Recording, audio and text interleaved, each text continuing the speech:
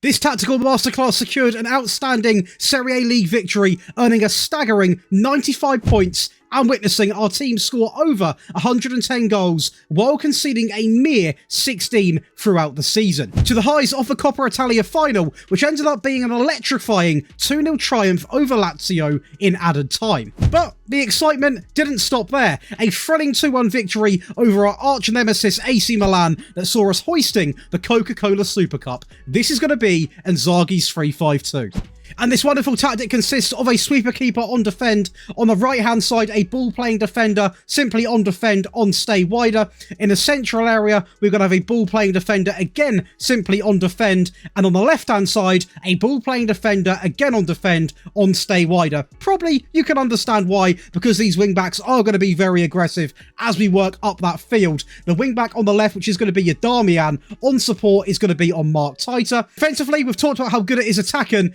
Actually, defending, we were incredible, conceding only 16 goals and keeping 24 clean sheets. And on the right-hand side, your Denzel Dumfries role literally made for him. He's going to be on dribble more, sit narrower, and also mark tighter. And alongside of that, he obviously also has some very aggressive instructions. So this right-back role is really going to be your key element of getting assists with the fullbacks. And both fullbacks did really thrive in this system. As you can see, Denzel Dumfries with 17 assists, alongside of Darmian also matching that joint at 17, ranking them the joint top assisters in the entire season. In terms of the midfield, we're going to have a deep-lying playmaker simply on support alongside of Mark Titer. Nice and simple, plays this role very, very well.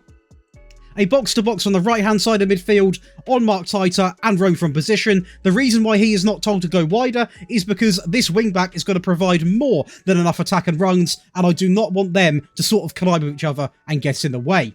On the left-hand side of midfield, that is going to be a Metzala on support, simply on take more risks. By far the most attacking midfield player out of the three. And the two up top, which work so well together, are going to be the centre forward simply on support, and also the advanced forward, who is also going to be on the default attack. Despite not being the highest scoring tactic ever, we did actually score quite a decent amount of goals, with Turan with 33 and Martinez, and also Arnautovic coming in with 20. So again, the double 33s, we had double 17s, clearly a pattern going on, but these two up top really did work well together. Team instructions, of course, are going to be very important. It is going to be based off a clean slate and an attacker mentality, and in terms of the team instructions, we're going to go all the way down to narrow, we're going to pass into space, we want the left back overlapping in wide areas, and we want the right back to actually sort of underlap, so come forward and actually go on the inside instead of on the outside, which is going to quite be common sense, I guess, but I thought I would obviously explain it as well, just in case there is any confusion. We're going to go with standard on the passing directness, and in terms of the tempo, we're actually going to have it at slightly higher, so it's not the most aggressive sort of system in terms of the tempo on your players. In transition, it's going to be nice and simple. It's going to simply be counter press, counter, and also take short goal kicks. So we're not really specifically asking to play to any certain area of the field because we're not playing out from the back. But this tactic really did present a great team effort with 2.95 goals a game, a conceded of only 0.42, which is very, very low. Great to see. 23 shots exactly a game and a tackle-win ratio of 75.25. And lastly, the out of possession tab, I want to quickly say, if you are enjoying the video, this is literally the perfect time to hit that like button. So please hit the like button, subscribe, and hit that notification bell so you're never going to miss another upload or a very, very, very common live stream, which now happens on this platform. But going into this tab, it's going to be left like this alongside of a maxed out trigger press, so it does get a little bit more aggressive here. A lot of prevention on the goalkeeper distribution, and of course a little bit of fight, a little bit of passion. Get stuck in. Again, if you are picking up too many bookings, although it will remove a certain aggressive element from the game, you can simply untick it. So as always, I have made you guys an attacking and a defensive variant. I want to quickly thank all of the wonderful names coming down the screen right now. These are going to be new or existing Patreons. Patreon is a great way to support me as a creator, but also you get some fantastic perks, including access to all three of these downloads in one simple file. You get early video and tactic release. You get one-on-one help. You also get priority in these requests. But more importantly, there's currently an FM23 giveaway going on that is going to be announced in 6 days, less than that, so definitely get involved with that. The link is going to be in the description, and I might even be giving away a copy of the new FIFA, so definitely check it out. Link's going to be in the description. But this attacking variant, there are some changes, as you can see on the screen. It's just basically more attacking.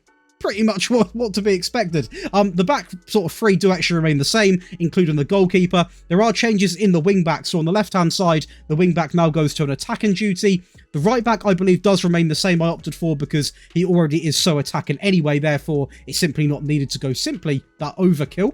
In the middle, we've got a bit more of an advanced deep lying playmaker. You could even argue this should have been in the default version, but I personally got better results with that deep lying playmaker. But in this one, bit more advanced, isn't it? It's not going to kill us. We are trying to be a little bit more attacking now, so that register goes on support simply on Mark Tighter. The box-to-box also does remain in the team, but now he's going to be moving into channels and getting further forwards, so a lot more involved in the attacking element of the game.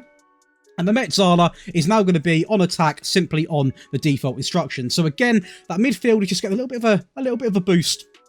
Give him a little bit more license to get forwards and actually get involved in the link-up. Same going for the Darmian role, the wing-back on the left-hand side. And the two up top now consists of the complete forward still is going to remain in the team because that is what they play with, but he's now going to be on attack on the default, partnered alongside of his best mate, Lorato Martinez, on the advanced forward role, simply on attack. In terms of that in possession tab, there is going to be one simple change. By the way, the mentality is going to remain on attacking because ultra attacking is a little bit overkill in my opinion. So the only change that's going to come in is simply be more expressive. In transition, a very familiar pattern, which happens with most of the attacking variants, is the addition of distributing quickly. Now, if you're a few years into your save or you're not playing as Inter Milan and you've got some quick players in behind, or you've got some tall players, feel free to utilize one of these options. But for me, I just want the goalkeeper kicking it pretty much ready to go on the counter-attack. So I've not personally selected anywhere for him to really focus on. Total possession, the biggest change, and one change which you probably would be expecting, is going to be that higher defensive line is now going to be utilised, pushing the team up, helping the team be a lot more aggressive, facing the opposition.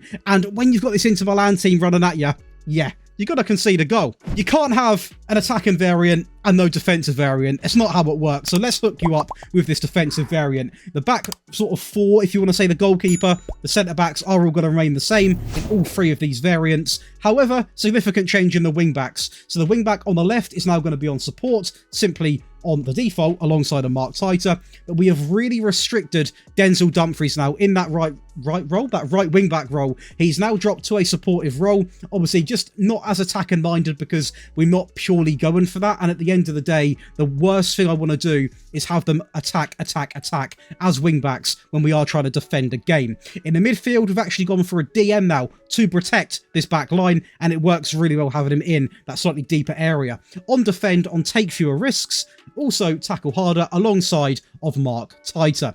In the midfield next to him, we're going to have a ball-winning midfield player on support. Again, it might be a little bit negative, but we are trying to defend a game out, and some Italian teams are incredibly negative when it comes to playing like this, and this is just a very secure way of playing, which still can get goals, by the way, which is the cool thing about it. And next to him, a central midfield player on support, on take fewer risks, hold position, tackle harder, and also Mark Tighter. So a very free sort of group of players there, a set of three, which are very low risk, but also are going to be able to progress the ball forward, especially the central midfield player, not being the most attacking. He still can obviously get the ball forward. So you aren't just going to be all behind the ball, you still can go forward and score the odd goal here and there. And then the centre forward comes back, but this time on support, and the advanced forward remains unchanged in all three of the variants because he's done such a good job. Over to the team instructions, the mentality is now going to drop to balanced. That is balanced, just to clarify, and there are going to be a couple of changes. We've always kept the overlap left and also the underlap right on because I want the fullbacks, or the wingbacks shall I say, to play their original part in the team. They are such a key part of this team, and I don't want to restrict them to the point where they can't do anything. They're not as attacking now, but they still have the option to obviously hit them options there. In terms of what's changed, obviously you're going to be noticing the time wasting is going to be set to frequently, and that is pretty much going to be it from the default variant. Obviously we've taken off being more expressive from the attacking one because we are now defending. So the real big one here is going to be that time wasting coming in, set to frequently, because why not? In transition, a couple of changes are going to come in. We're not actually going to be hitting them with that counter-pressing style now. We are, however, going to still hit them on the counter, because that is literally what this tactic is designed for. We're going to slow the pace all the way down when the goalkeeper has got the ball, and while doing so, we're still going to remain with the trusty take short goal kicks. Now for the out of possession tab, we're going to actually go back to the standard defensive line, remain with that high pressing line of engagement, knock the trigger press down by one to more often, and still have a lot of pressure on the goalkeeper distribution. And that is going to give you guys 3 fantastic Inzaghi-inspired tactics. It's been highly requested for a while now. I made one around about 5 months ago. This is a much more up-to-date and, to be honest, more realistic version, so hopefully you guys do enjoy it. Please do let me know in the comments right now any tactics you want to see before FM24. I'm trying to get as many done because I know I've got a bit of a backlog, but keep the ideas coming because I promise you I'm working on so many videos to try and get them done before FM24, and if they're popular, we can obviously recreate them in FM24 as well. If you have enjoyed today's video, please do consider leaving a like, dropping a little subscription below, hitting that little notification bell. This way, you're never going to miss a video or when I go live. And there's good reason to have it on at the moment because we have got a lot of giveaways going on. I'm constantly posting about winners and how to enter this stuff, so it is worth your while. But enjoy the rest of your day, and I'll see you in the next one.